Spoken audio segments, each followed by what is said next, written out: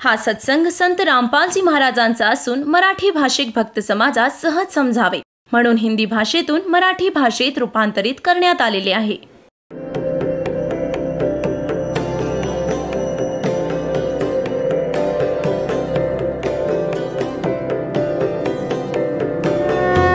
और ज्ञान सब ज्ञान डी कबीर ज्ञान सो ज्ञान और जैसे घोड़ा तोब कायम करता चले मैदान.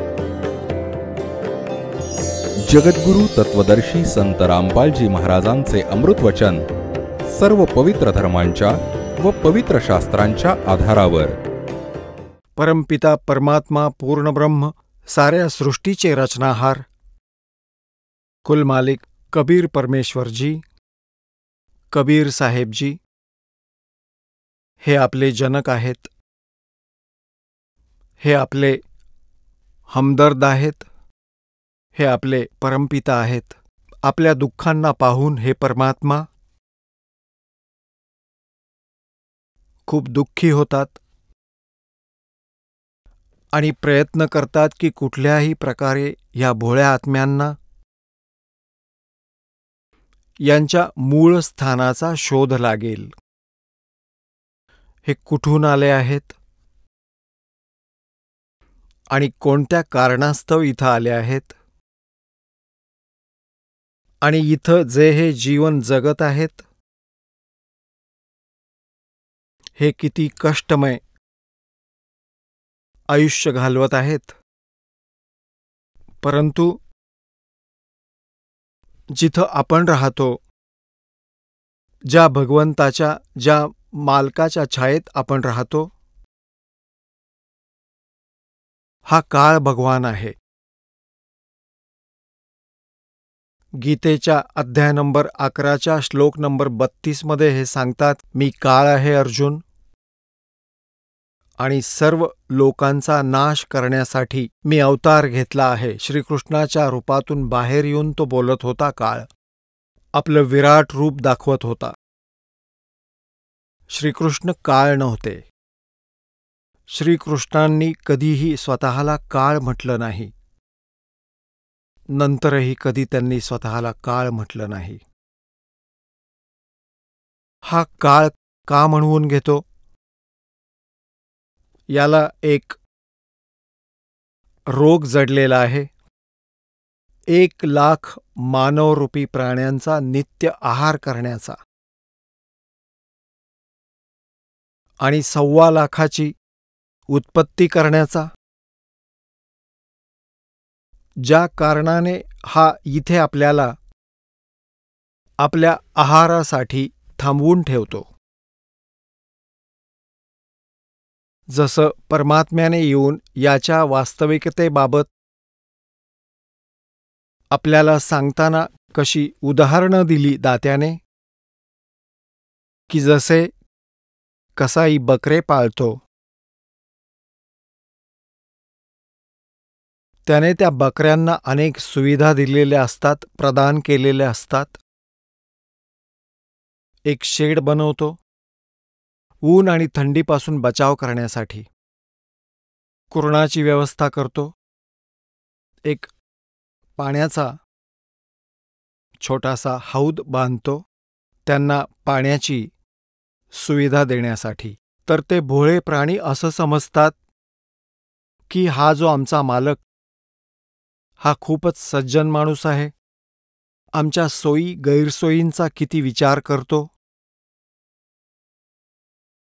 आणि याच दृष्टिकोनातून जेव्हा तो कसाई त्या बकऱ्यांच्या कळपात येतो, तेव्हा प्रेम व्यक्त करण्यासाठी बकऱ्या चारी बाजूला बागडतात.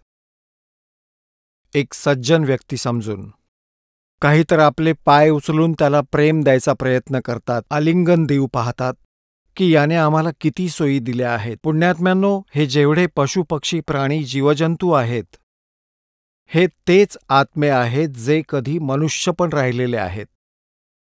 तर प्रत्येक प्राणी समजतो की कोण कसा माणूस आहे.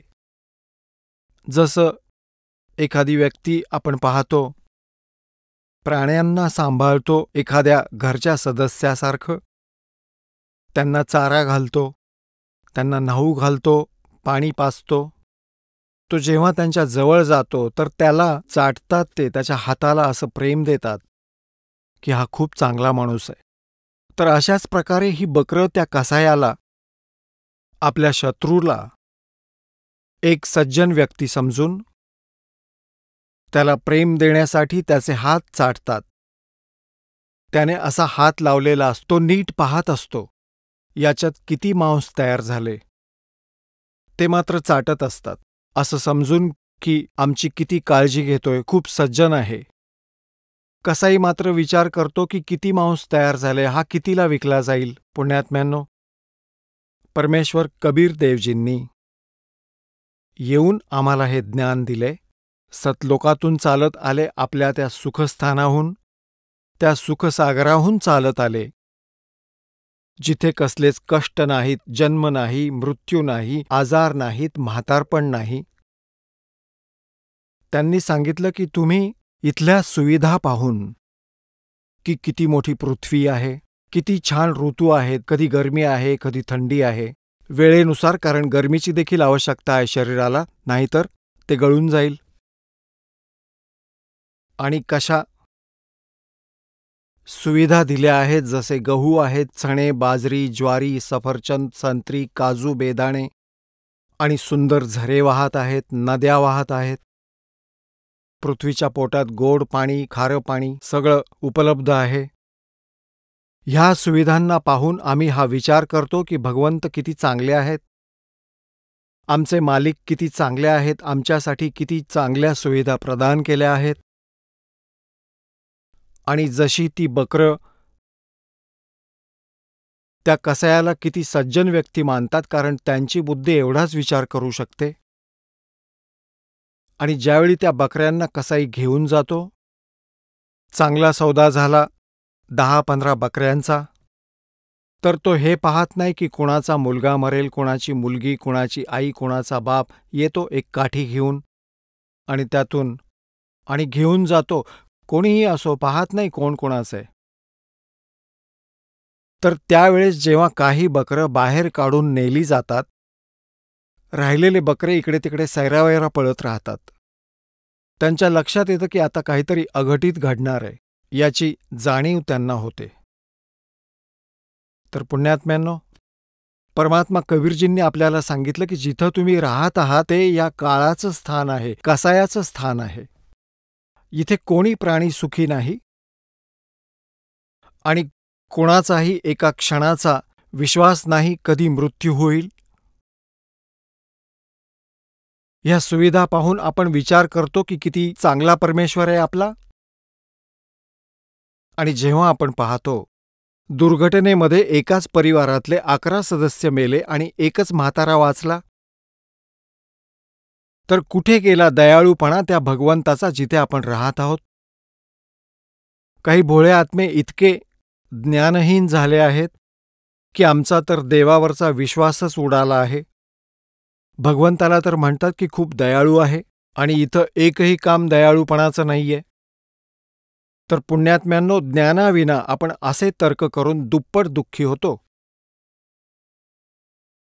आता जे दयाळूंचं लोक आहे, दयाळ लोक आहे, त्या समदुःखींचं लोक आहे, ते सोडून आपण इथे आलो नालायकासारखं. ती चूक केली.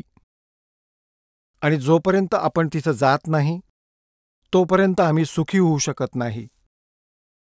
हे सुखाचं लोक नाहीचे. या काळाचे 21 ब्रह्मांड आहेत. 21 ब्रह्मांडात आग लागलेली आहे. हीच कामक्रोधाची, लोभ मोह अहंकाराची. स्वर्गात पहा, त्या देवतांची आपसातच भांडणं चालू आहेत. एकमेकांच्या स्त्रियांवर वाईट नजर ठेवून आहेत. जे कर्म इथले प्राणी करतात तेच कर्म स्वर्ग आणि महास्वर्गातील, ज्यांना आपण देवदेवता म्हणतो, ते पण हेच करतात. तर कुठून सुख मिळणार या प्राण्याला? जी साधना तुम्ही आजपर्यंत करत होतात, वेदांमध्ये वर्णन केलेली विधी, त्याचं अंतिम फळ स्वर्गप्राप्ती आहे. महास्वर्ग म्हणजे ब्रह्मलोक प्राप्ती आहे. आणि तिथं गेलेल्या प्राण्यांचा सुद्धा पुनर्जन्म होतो. तर पुण्यात्म्यांनो, हे ज्ञान देण्यासाठी स्वतः परमेश्वर येतात. आणि आता हा जो समागम सत्संग समारंभ सुरू आहे, हा त्या शुभदिनाच्या प्रित्यर्थ आहे, ज्या दिवशी ह्या कलियुगामध्ये ते परमात्मा आपल्या लीलांनुसार प्रत्येक युगात येतात आणि एक शिशुरूप धारण करून कुठल्याशा सरोवरामधील कमळाच्या फुलावर विराजमान होतात आणि तिथून एखादं निस्संतान दाम्पत्य त्यांना घेऊन जातं. चारही युगांमध्ये तेही लीला करतात, कारण काळ जसं कलियुगानंतर एक प्रलय होईल, सगळं अस्ताव्यस्त होईल, पूर्ण पृथ्वीवर पाणीच पाणी होईल, उंच ठिकाणं थोडी वाचतील जिथं प्राणी जाऊन आपला जीव वाचवतील थोडेफार, आणि त्यानंतर त्यांचे परिवार नष्ट होतील, काही जण वाचतील, ना त्यांच्याजवळ काही इतिहास राहील ना काही ज्ञान राहील. मग नव्या रीतीने सृष्टी प्रारंभ होईल. त्यासाठी परमात्मा स्वतः येतात. तिकडून काळ भगवान देखील आपल्या अज्ञानाचा प्रचार विविध संतांद्वारे करतात, ऋषी महर्षींद्वारा करतात, आणि आपल्या लेकरांना यथार्थ ज्ञान देण्यासाठी स्वतः परमात्माही येतात प्रत्येक युगात. त्या भगवंताने स्वतः आपल्या सच्चिदानंद घनब्रह्मंच्या वाणीमध्ये, कबीर वाणीमध्ये सांगितलंय की सतयुग में सत सुकृत कह टेरा, त्रेता नाम मुनिंदर मेरा, द्वापर में करुणा में कहाया, और कलयुग नाम कबीर धराया। चारों युग में संत पुकारे, कूक कहा हम हेल रे, हीरे माणिक मोती बरसे, ये जग चुगता ढेल रे। परमात्मा म्हणतात, चारही युगात आलो आम्ही. सतयुग में सत्सुकृत कह टेरा, सत्ययुगात माझं नाव सत्सुकृत होतं, और त्रेता नाम मुनिंदर मेरा, और द्वापर में करुणा में कहाया, कलयुग नाम कबीर धराया। गोता मारूं स्वर्ग में, जा बैठूं पाताले, कह कबीर ढूंढता फिरूं अपने हीरे मोती लाल। तो परमात्मा आपल्याला हे ज्ञान देतो की जिथे तू राहत आहेस आणि ज्याचा तू शोध घेत आहेस, ती तुला 21 ब्रह्मांडातही सापडणार नाही. तर पुण्यात्म्यांनो, हा जो शुभ समागम आहे, ज्येष्ठ शुद्ध पूर्णमासी, ह्या दिवशी परमात्मा सतलोकातून चालत आले होते, सशरीर आले होते आणि एक शिशुरूप धारण केलं होतं. कुठल्याही आईपासून त्यांचा जन्म झालेला नाही. शब्द स्वरूप साहेब धरणी, सकल ठोड सब ठाही। त्या परमात्म्याचे म्हणतात, ना सतगुरु जननी जन, उनके मान बाप, पिंड ब्रह्मंड से रहित है, ना जाति नु ताप। तो परमात्मा प्रत्येक युगात अशी लीला करतो. सतयुगात जेव्हा परमेश्वर आले होते, एका कमळाच्या फुलावर सरोवराच्या आत वनामध्ये विराजमान झाले. तिथे एक विद्याधर नावाचा ब्राह्मण आपली पत्नी दीपिकाबरोबर आपल्या सासूरवाडीवरून येत होता. ते निस्संतान होते. लग्नाला देखील सुमारे 19-20 वर्ष झाली होती. पुढे मूल होईल ही आशाही त्यांना नव्हती. तिथे त्यांना कमलपुष्पावर पुत्रप्राप्ती झाली. त्या भगवंताला घेऊन ते घरी आले. परमात्म्याने काहीही आहार घेतला नाही. दोघेही चिंतित झाले. मग परमेश्वराने स्वतः त्यांना त्याच प्रकारे त्यांना प्रेरणा दिली, कारण भक्त लोकांकडेच फक्त परमात्मा येतात. त्यांनी आपल्या इष्टचं स्मरण केलं. परमेश्वराने त्यांना प्रेरणा दिली. साधुरूप घेऊन तो इष्ट तिथे आला. ते विष्णूजींचे उपासक होते. विष्णूजींना परमात्म्याने सांगितलं, नवजात शिशुरूपात प्रकट भगवानांनी, की विष्णू यांना सांग की एक कुमारी गाय घेऊन या आणि तिच्यावर आपले आशीर्वाद द्या, ती दूध देईल. तसंच केलं गेलं. जेव्हा परमात्मा 5 वर्षांचे झाले, कमी वयातच मोठमोठ्या विद्वानांचा ज्ञानात पराभव केला. मनुसमान समजणाऱ्या विद्वानांना त्यांनी एकच प्रश्न केला होता की कोण ब्रह्माचा पिता आहे, कोण विष्णूची आई आणि शंकरांचा आजोबा कोण आहे, मनुजी सांगा हे. मनुजी म्हणू लागले, तू डोकं फिरलेला बालक, काय मूर्खासारखी बडबड करतोयस? ब्रह्मा विष्णू महेश अजरामर आहेत, तू यांचे मातापिता विचारतोयस? तुझं डोकं फिरलंय का? आता हे ऋषी महर्षी भगवंताला निराकार समजत होते. परमात्मा कबीरजी आपली स्थिती सांगत असत, साकार आहेत भगवान, नर आकार आहेत भगवान, आणि मीच तो परमात्मा आहे. हे ज्ञान ऐकून सर्व ऋषी क्षुब्ध होऊ लागले की हा खोटारडा आहे, कपटी आहे. त्यांनी वामदेव नाव ठेवलं त्यांचं, वामदेव. वाम म्हणजे उलटी गोष्ट करणारा, उलट्या चालीचा, विपरीत क्रिया करणाऱ्याला वामदेव. जसं एक सरळ हात उलटा हात म्हणतात, उलटा. डावा हा उजवा, हा डावा. तर डाव्याला उलटा म्हणतात, लेफ्ट. लेफ्ट पण हिंदीमध्ये बाम्मा. तर वामदेव म्हणजे उलटा ज्ञान देणारा ऋषी. आता वामदेव नाव ठेवलं त्यांचं. सत्सुकृत परमात्मा होते, पण उपनाव ठेवलं. पण ज्ञान स्वीकार ना केलं ना करू दिलं त्या नकली ऋषींनी. पुन्हा परमात्मा आले त्रेतायुगात. त्यावेळी तीच आत्मा जी विद्याधरवाली होती, ते वेदवीज नावाचे एक ऋषी होते, आणि तीच त्यांची पत्नी दीपिका त्रेतायुगात सूर्या नावाची त्यांची पत्नी होती. ते दोन्ही आत्मा, त्यांचा संयोग असाच होता, निस्संतान होते. त्रेतायुगात देखील असेच त्यांना परमात्मा भेटले, एका तलावामध्ये, कमलपुष्पामध्ये, तलावामध्ये. पुण्यात्म्यांनो, परमात्मा म्हणतात, जो जन मेरी शरण है ताका हूँ मैं दासे, गेल गेल लाग्या फिरूं जब तक धरती आकाशे. आता हा जो सतयुगामध्ये विद्याधर ब्राह्मण ऋषी होता, तोच त्रेतायुगामध्ये वेदवीज नावाचा ब्राह्मण झाला, ऋषी झाला.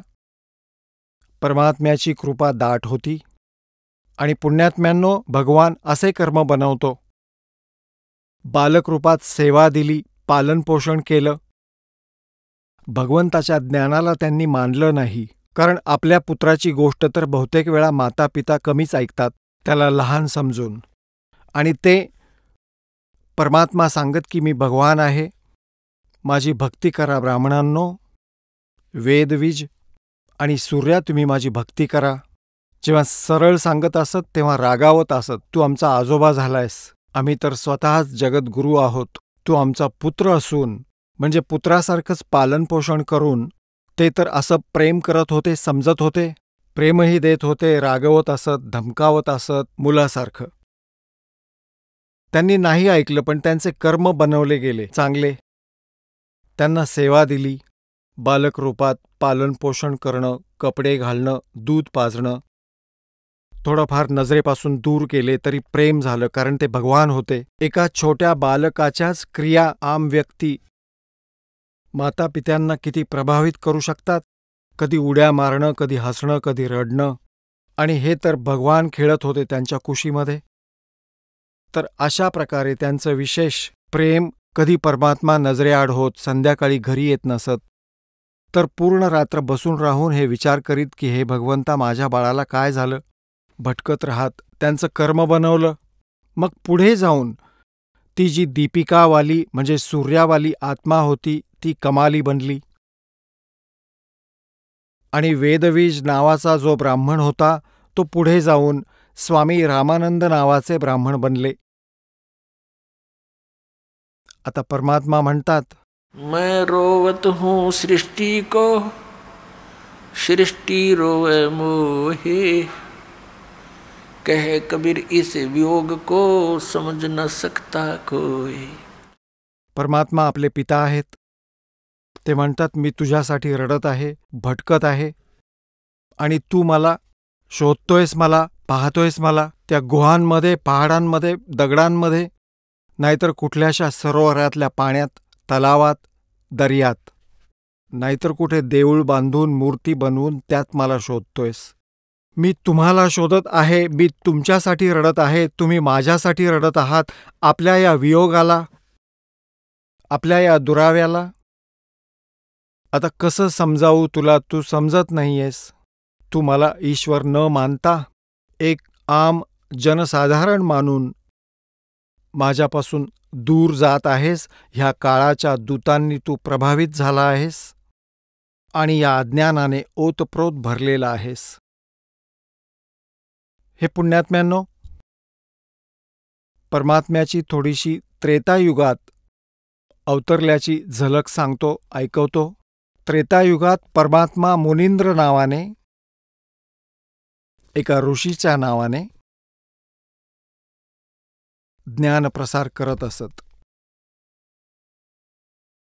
त्यावेळी केवळ ब्राह्मण वर्गच शिक्षण आणि दीक्षेचा अधिकारी असे. म्हणून परमात्मा ह्या दोन्ही युगात ब्राह्मणाच्याच घरी आले,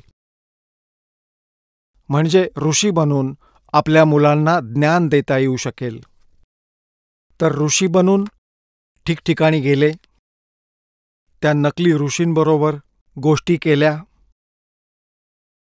त्यांच्याजवळ कोणतंही ज्ञान नव्हतं. ते ऋषी म्हणत की प्रारब्धातील कर्म तर भोगायलाच लागतात, जे कर्मात लिहिलंय ते भोगूनच पूर्ण करावं लागतं, कमी केलं जातं. तेव्हा परमात्मा म्हणतात, जर आपल्या प्रारब्धात काही आपत्ती असतील आणि त्या भोगाव्याच लागतील, तर भक्ती कशासाठी करत आहात, परमात्म्याचं स्मरण कशासाठी करत आहात, what is the use of worship, ह्या पूजेची आवश्यकता काय तुम्हाला. तर ते म्हणत, तू तर उलटी गोष्ट सांगत आहेस, कर्माचे भोग तर भोगायलाच लागतात. एक नळ आणि नीळ नावाचे दोन मावस भाऊ होते, म्हणजे त्या दोघांच्या माता भगिनी होत्या. मातापित्यांचं देहावसान झालं होतं दोघांच्याही, आणि दोघेही अनाथ झाले होते आणि त्यावर असाध्य रोगांनी ग्रस्त होते.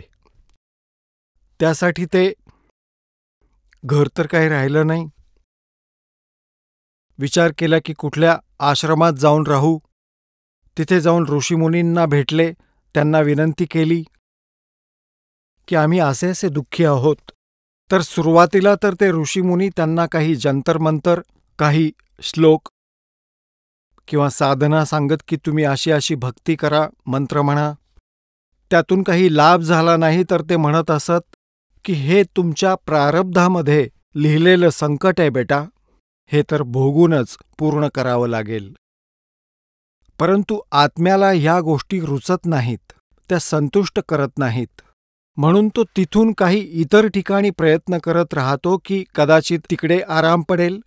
तर जेव्हाही हे आत्मा दुसऱ्या स्थानावर गेले तेव्हा त्यांना काही क्रिया सांगितल्या. जेव्हा तिथेही आराम नाही मिळाला, त्यांनी हीच कथा सांगितली की प्रारब्ध तर भोगायलाच लागेल.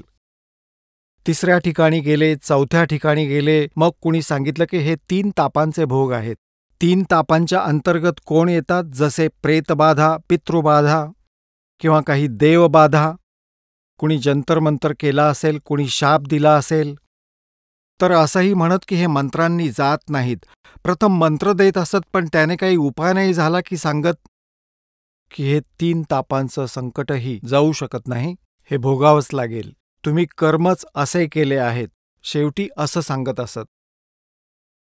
असेच एकदा भटकत भटकत ते परमेश्वर मुनींद्र नावाचे आलेले ते परमात्मा सत्संग करत होते.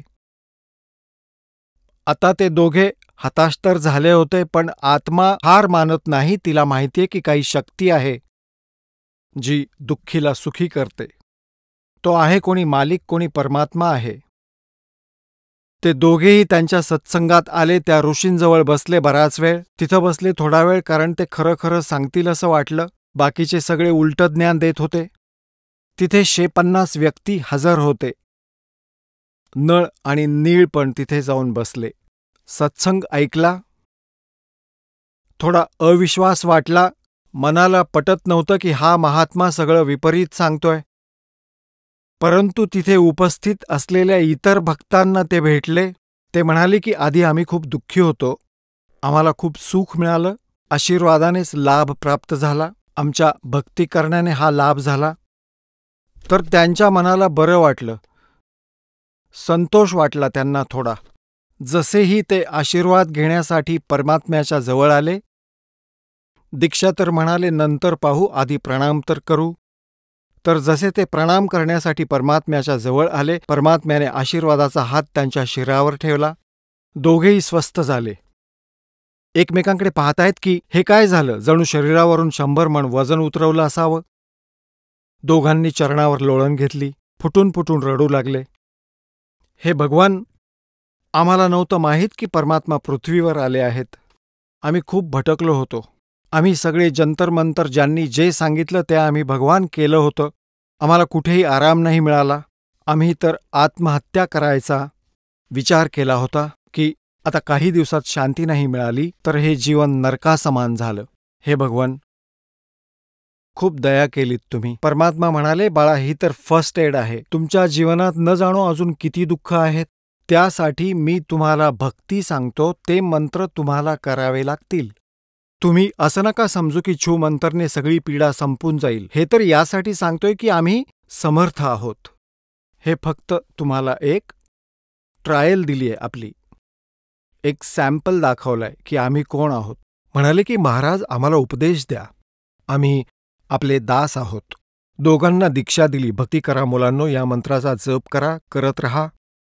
आता ते एकदम दुःखी होते तर एकदम सुखी झाले. त्यांच्या आनंदाला पारावार नाही उरला. आणि परमात्मा जे काही त्यांना सेवेच्या स्वरूपात सामूहिक पद्धतीने सत्संगात सांगितलं जातं की तुम्ही सत्संगासाठी येता तेव्हा इथे एक बाबूजी बनून येऊ नका, इथे एक दास होऊन या.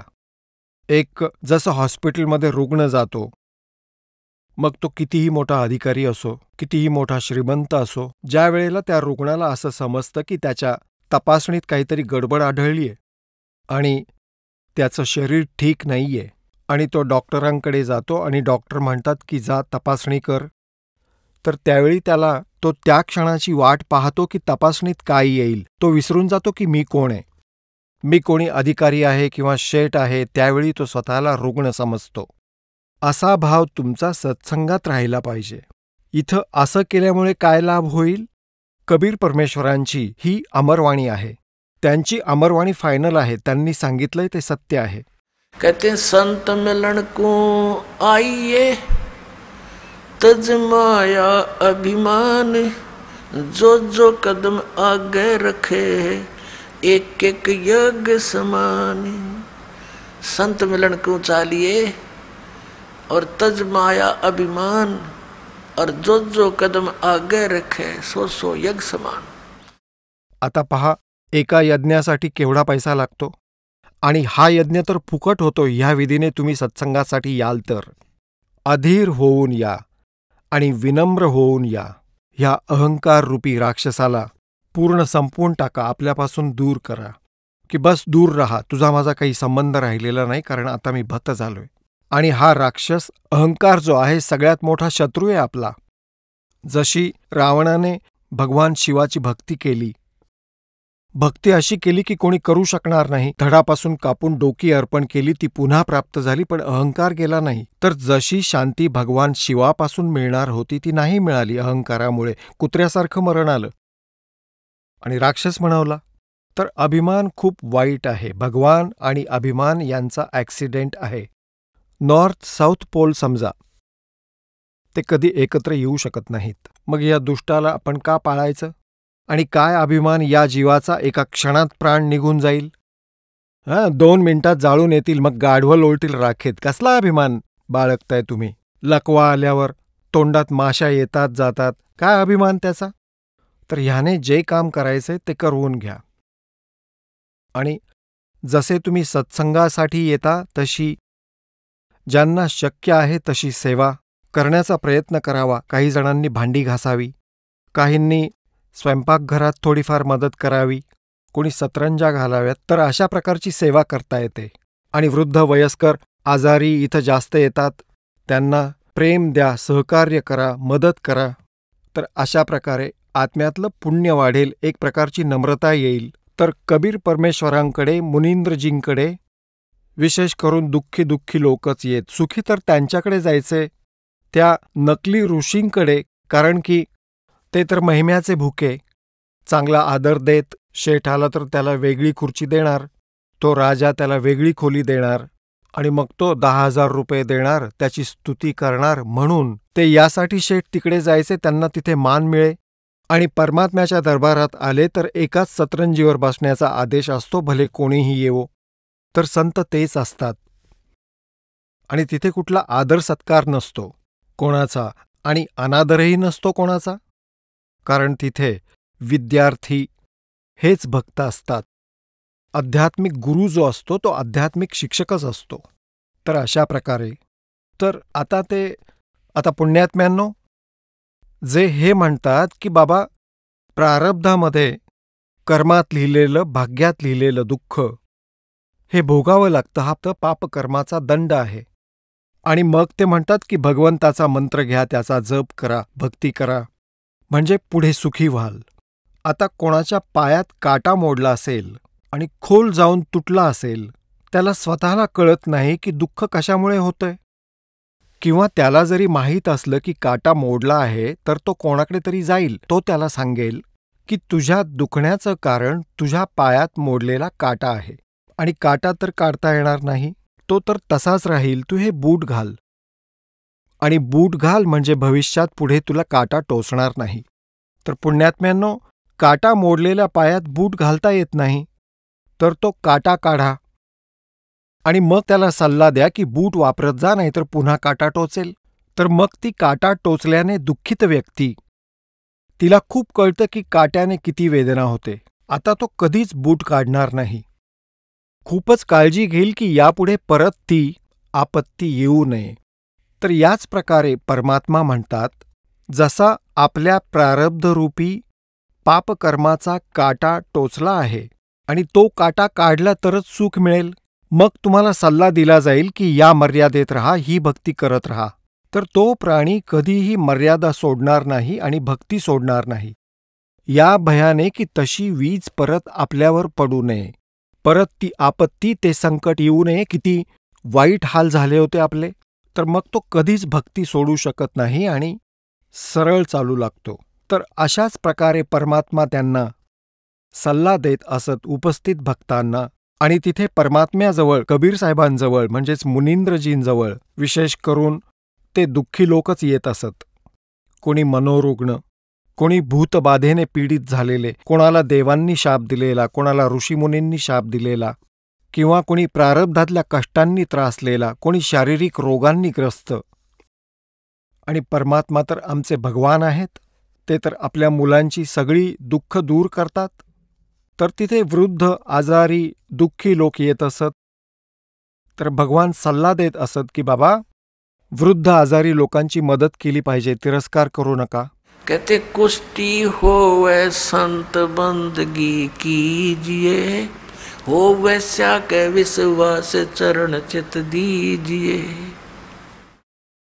परमात्मा सल्ला देतात, आपल्याला सांगतात, जरी भक्ताला कोड झाले असतील, कुष्ठरोग झाला असेल, त्याच्यावर माशा घोंगावत असतील, तरी त्याचा तिरस्कार करू नका. उलट त्याची मदत करा शक्य होईल तेवढी. कुष्टी होवे संत बंदगी कीजिए। भक्तांनी एकमेकांना नमस्कार करावा सतसाहेब, त्यांचा तिरस्कार करून पाठ फिरवून जाऊ नका। और होवे के विश्वास चरण चित दीजिए।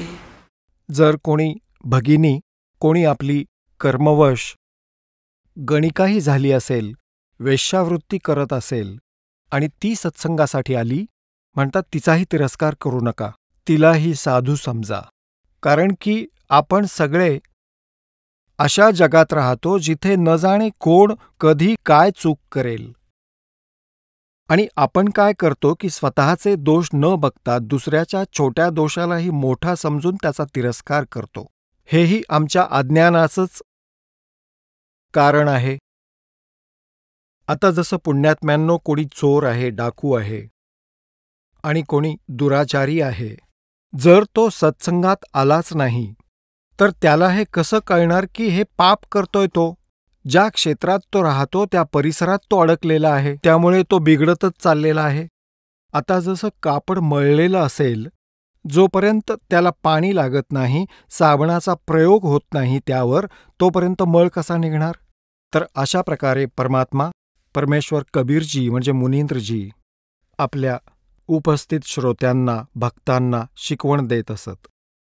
आता नळ आणि नीळ तर मोठ्या संकटातून गेले होते, डोंगर कोसळला होता दुःखांचा, 30-30 वर्षांचे झाले होते आणि लहानपणापासूनच दुःखी होते, आणि ज्यांनी आत्महत्येचा विचार केला होता त्या व्यक्ती इतक्या सुखी झाल्या, तर ठीक आहे आपली बुद्धी इतकी काम करत नाही की त्याला ईश्वरच मानेल, पण ईश्वरापेक्षा कमीही मानू शकत नाही जर थोडीही त्याच्यात माणुसकी असेल तर ते तर महान आत्मा होते नळ आणि नीळ। त्या दिवसापासून ते सत्संगात खूप सेवा करू लागले। वृद्ध वयस्करांचे कपडे, रुग्णांचे, अपंगांचे कपडे घेऊन जा, द्या मला मी धुवून आणतो। त्यांचे कपडे धुतले, भांडी घासून दिली, त्यांना आरामात बसवत आंघोळ घालत, अशा प्रकारे ते सेवा करू लागले।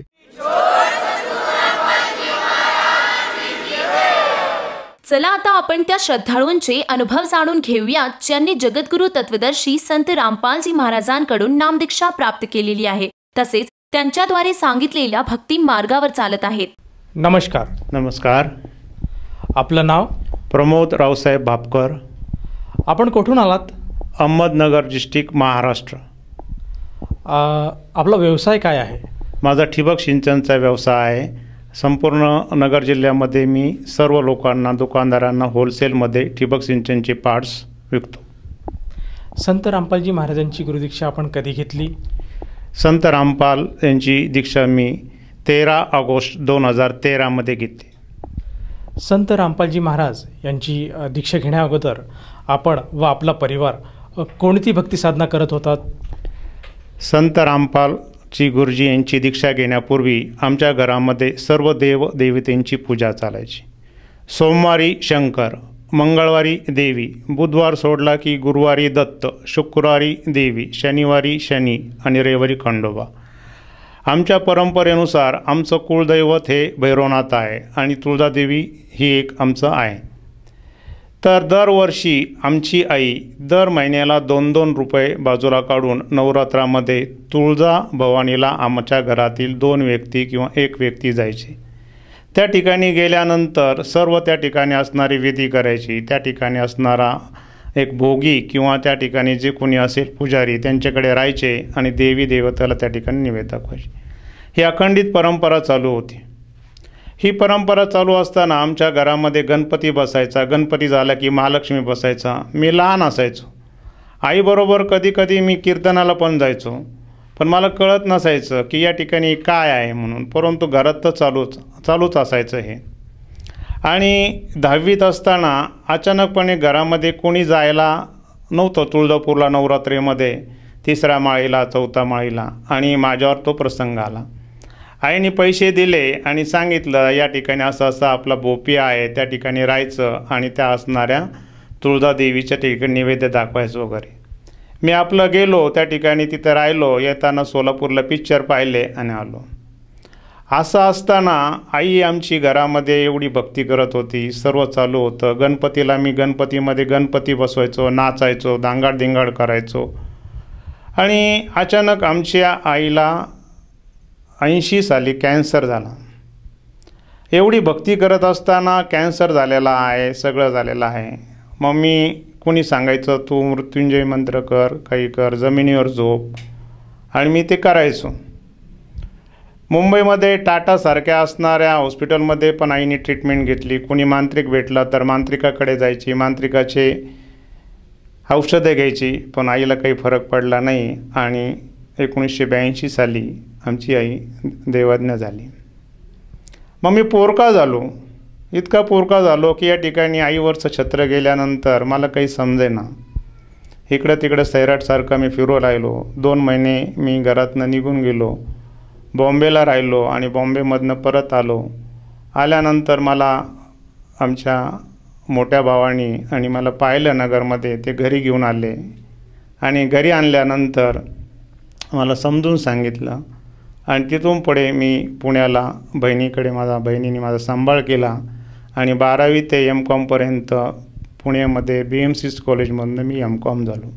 सर, जसं की तुम्ही सांगत आहात की तुमची आई एक बऱ्याचपैकी एक भगत आत्मा होती आणि ती अन्य देवीदेवतांची मनापासून भक्ती करायची, पूर्ण श्रद्धेने त्यांची सेवा करायची. असं असताना ती कॅन्सरसारख्या एका आजाराने ग्रस्त झाली आणि ती एक मरण पावली. आता असं तुम्हाला जेव्हा वाटलं तर तुम्ही भक्तिमार्गापासून वंचित झालात का? या भक्तिमार्गापासून मी पूर्णपणे वंचित झालो. कारण या ठिकाणी आई एवढी पूजा करत असताना, एवढी भक्ती करत असताना आई कमी वयामध्ये आणि सोडून गेलेली. मग आईची एवढी ताकद असतानासुद्धा या ठिकाणी परमात्म्याने तिला म्हणजे जीव वाचवलेला नाही, आम्हालाही पोरकं केलं. मग मी तिथून पुढे माझा जो सांभाळ केला तो बहिणीने केला M.Com पर्यंत. परंतु कोण आहे, मी कोण आहे, कुठून आलो, हे काही समजत नसायचं. आणि हे समजण्यासाठी मला सारखे प्रयत्न करावे लागायचे. या कीर्तनाला जा, त्या कीर्तनाला जा, पण काही त्याच्यातनं लाभ मिळत नव्हता.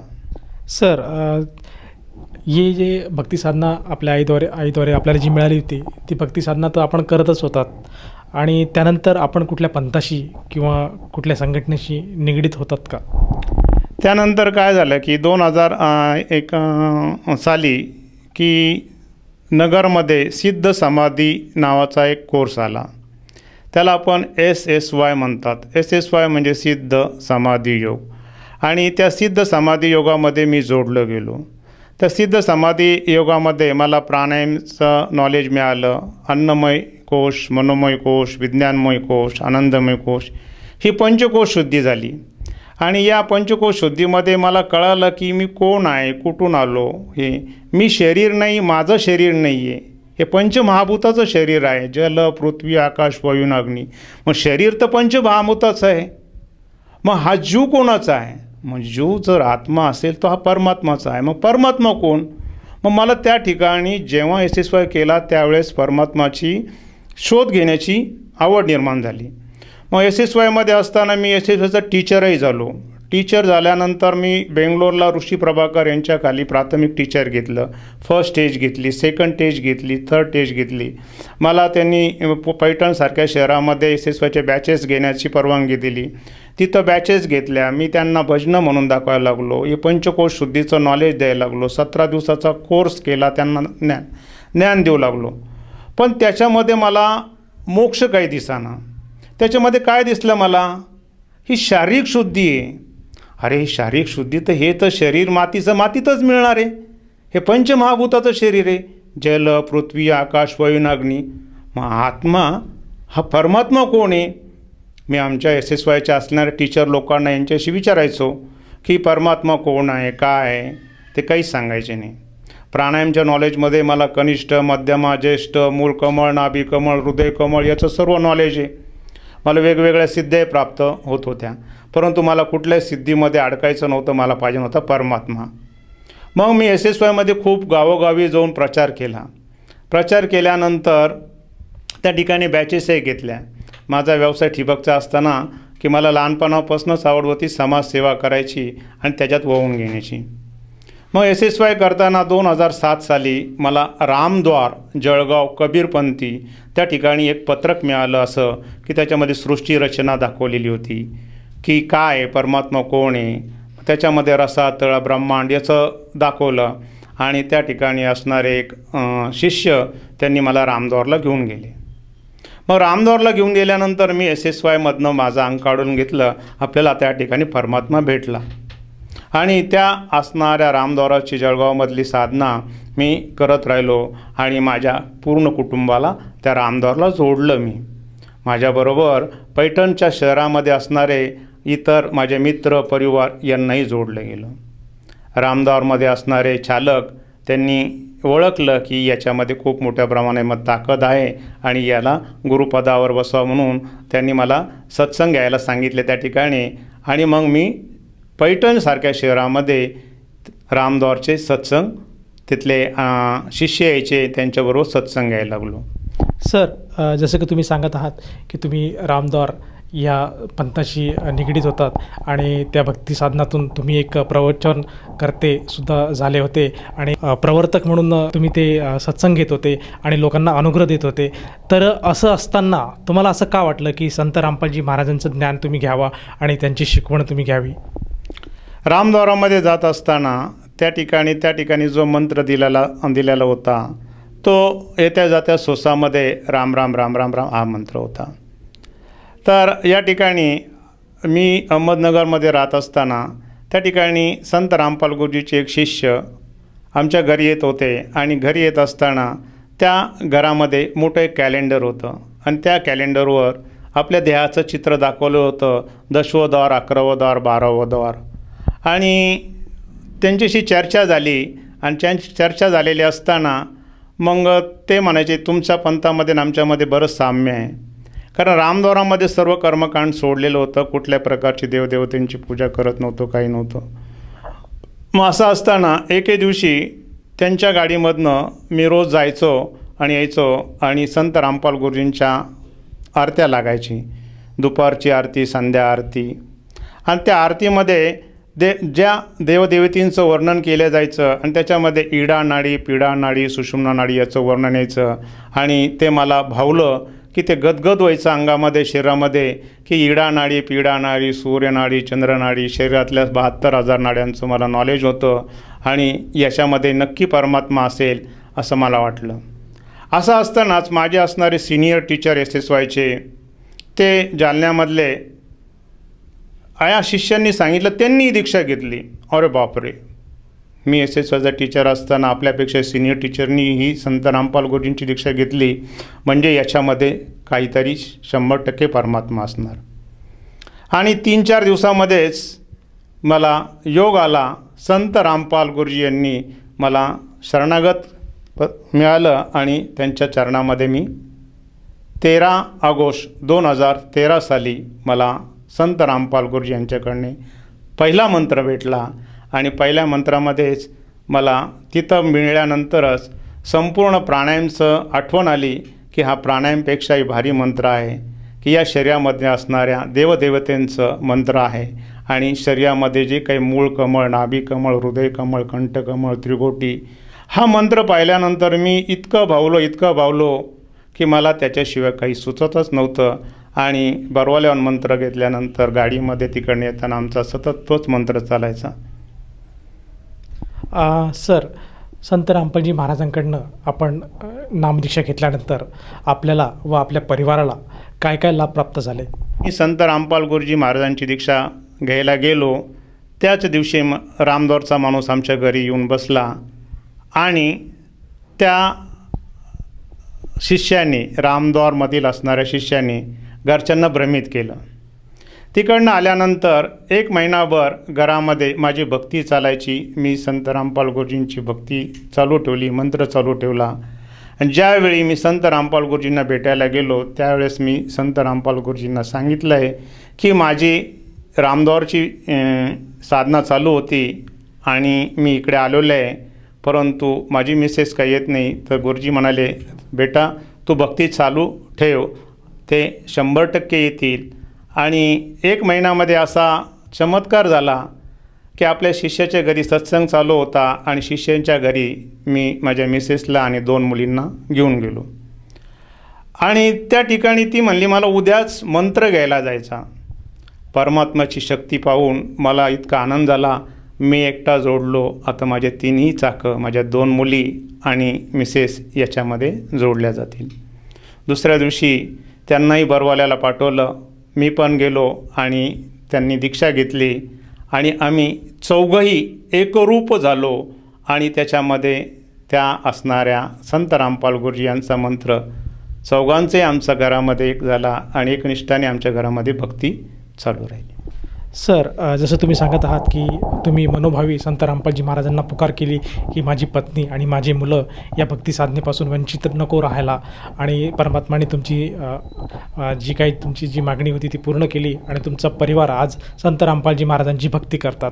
तर या भक्तीपोटी किंवा या भक्तीपासून आपणाला आणखीन काही लाभ प्राप्त झालेत का? या भक्तीमधनं मला एवढे लाभ प्राप्त झाले की किती सांगितले तर ते म्हणजे दिवस रात्र पुरणार नाही. पहिला लाभ म्हणजे की पूर्ण घर एकरूप झालो, हा एक महत्त्वाचा लाभ असा आहे.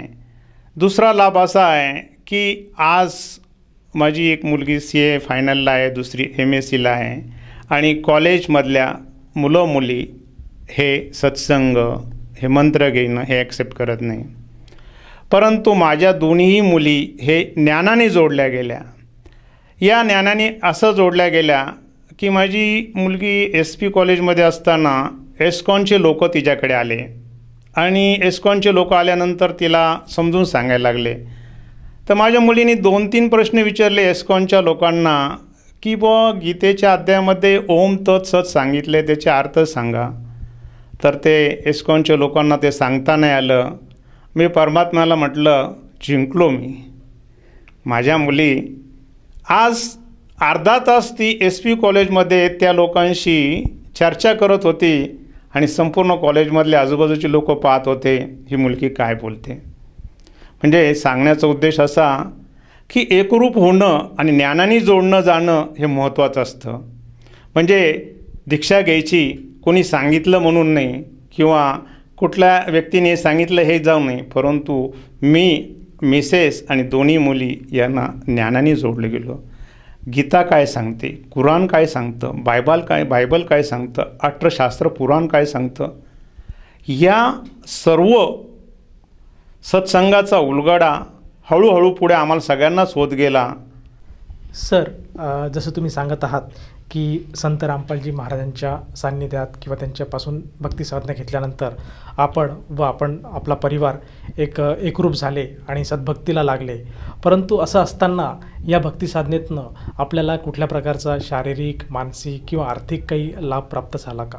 हो, पहिला लाभ असा आहे की मी ज्यावेळी 2017 साली बरवाल्याला चाललेलो होतो, त्यावेळेस ट्रेनमधनं आम्ही चाललेलो होतो आणि जळगाव या ठिकाणी थोड्या वेळ ट्रेन थांबली आणि मी खाली पाणी पिण्यासाठी आणि तोंड धुण्यासाठी उतरलो. तोंडावरून पाणी फिरवलं आणि तेवढ्यात ती ट्रेन चालू झाली आणि त्या ट्रेनला चालत्या ट्रेनला पकडण्यासाठी मध्ये मी रॉडला पकडलं, पण त्या ट्रेनने थोडा वेग घेतला. माझं शरीर पूर्णपणे अर्धं खाली गेलेलं होतं आणि मला दिसत होता की मी आता ट्रेन खाली दिसणार. तेवढ्या संत रामपाल गुरुजींचं मला दर्शन झालं आणि बेटा डर मत मैं तेरे साथ हूँ असा त्यांनी मला आवाज दिला. आणि आतमध्ये एका असणाऱ्या व्यक्तीने ट्रेन खेचली आणि प्लॅटफॉर्म संपला. त्या ठिकाणी गाडी थांबली. मी अलगद शरीर खाली सोडलं. त्या दरम्यान मी ट्रेनमध्ये चढलेलं दिसलो नाही म्हणून आमच्या घरातील त्या ठिकाणी असणारे साधक, शिष्य लोक सगळे बेचैन झाले होते. आणि एक भेळीवाला दिसला आणि त्या भेळीवाल्याला विचारलं की हा व्यक्ती तुम्ही पाहिला का? त्या भेळीवाल्याने उत्तर दिलं कि बच गए वो, परमात्मा ने उनको बचाया है, वो पीछे के डब्बे में बैठे हूँ. त्यावेळी साक्षात परमात्माने मला दर्शन दिलं आणि सांगितलं की तुझ्यामध्ये खूप शक्ती आहे, तुला खूप शक्ती प्रदान करतो. आणि त्या दिवसापासून माझ्यामध्ये खूप मोठ्या प्रमाणात शक्ती प्राप्त झाली, परिवर्तन पण झालं हा मला सर्वात मोठा लाभ झाला.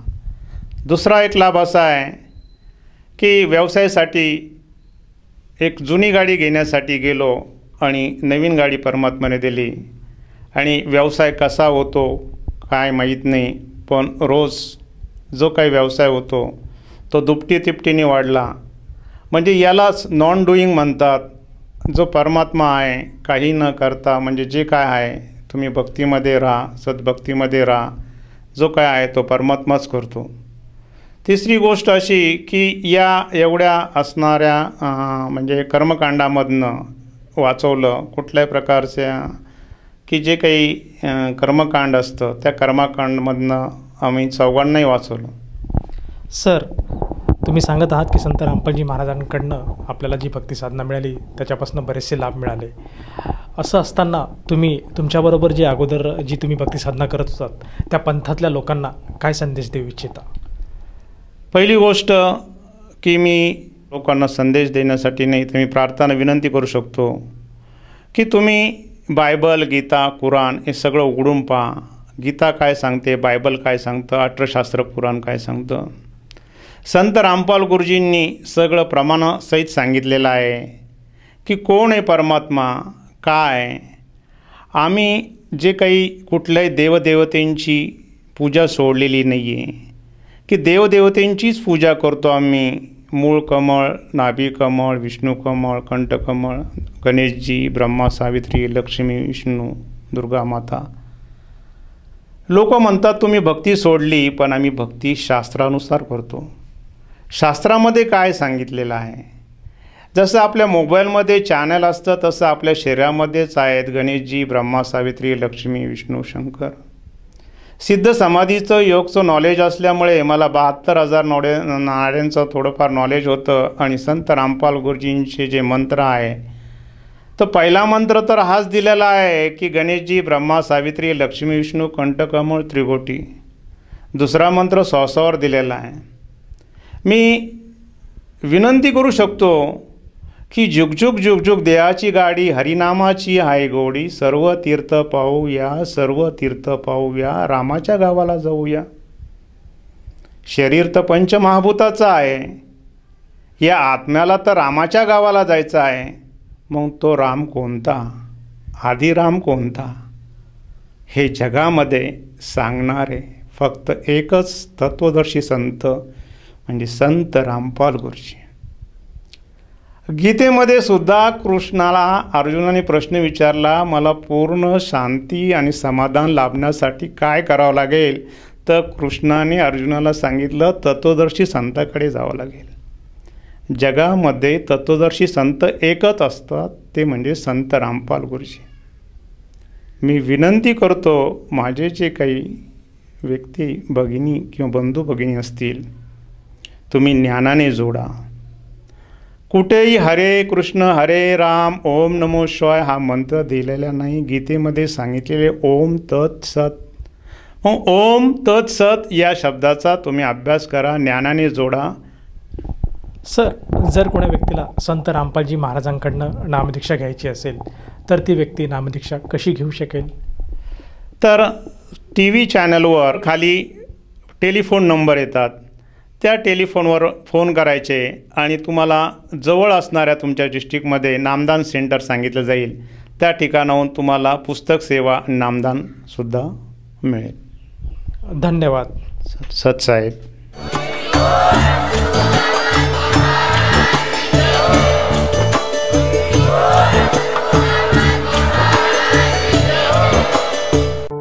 आपण ऐकत होता जगद्गुरु तत्वदर्शी संत रामपालजी महाराजांचे मंगल प्रवचन. निशुल्क नामदीक्षा प्राप्त करण्यासाठी आणि अधिक माहितीसाठी संपर्क करा 7030303951 7030303952. आमची वेबसाईट आहे www.jagadgururampalji.org. सर्व पवित्र धर्मांच्या पवित्र शास्त्रांवर आधारित प्रमाणित अनमोल पुस्तक ज्ञानगंगा किंवा जगण्याचा मार्ग यापैकी कोणतेही एक पुस्तक निशुल्क मागविण्यासाठी आम्हाला आपले पूर्ण नाव, पूर्ण पत्ता, पिनकोड सहित आणि फोन नंबर लिहून 7030303951 7030303952 या नंबरावर SMS करू शकता किंवा आम्हाला 7030303950 या नंबरावर WhatsApp देखील करू शकता.